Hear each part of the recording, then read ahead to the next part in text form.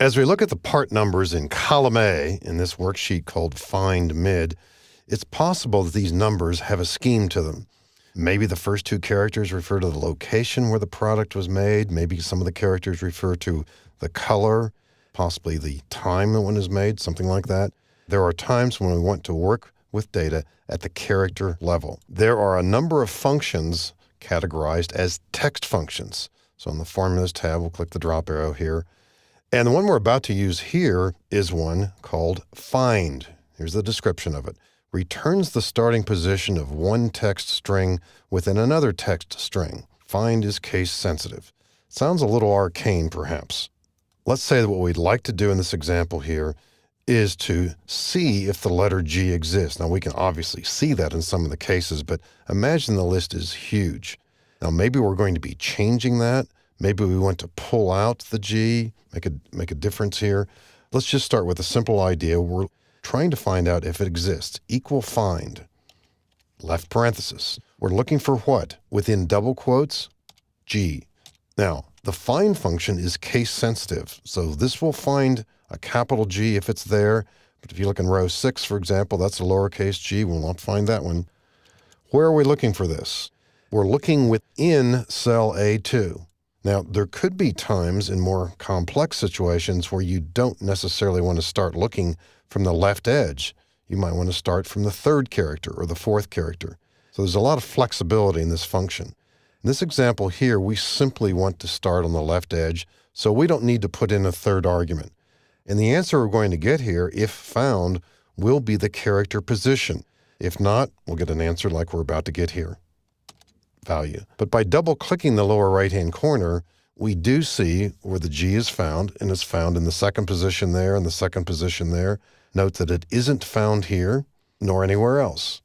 Now, based on that information, sometimes what you would want to say is, well, once we've found it, once we know that location, we might want to pull data out of there starting at that location. And so a variation on this could be to use the mid function. Think of middle. Before we do that, though, let's point out a variation on find. If we want to be able to find a G, whether it's upper or lower case, we can use a different function called search. And I'll make the change there and then recopy it. And the difference, of course, is now we'll see something different in row 6. We found the G there. Now again, whether we put in upper or lowercase makes no difference if we use the search function, because it'll find either variation on that. So sometimes that's the more relevant function. Now, if we go back to the idea that when we do find a G, we want to pull out some data from there, we could use the mid function. I think that's maybe a little bit obscure, but as we look at column C, what if we wanted to pull out the state code? Now, the state, of course, appears in different locations here depending upon the city name. What we do know is that the city names are terminated by a comma. Just for a moment here, let me mention, for those of you who have worked with data like this, if you really want to split the data into city, state, zip, there's a great tool in the Data tab where you can use the feature called text to columns. We don't really need that here, although it's certainly an appropriate feature. Let's just pull out the state. Now, we're going to do this based on the fact that we can find where the comma is located. Remember, find. What are we looking for? Within double quotes, a comma. And where are we looking? We're looking in cell C2. And we'll simply complete that function. It's in the 8th position. You can see that. Now, the state name starts 2 characters later. So let's introduce the function called mid. Think of the word middle, although not necessarily literally. Mid allows us to look inside of a cell, say C2, comma, and then start at a certain position. Remember, find told us that the comma was in the 8th position, so we want to use that information plus 2. In other words, we want to start at the 10th position.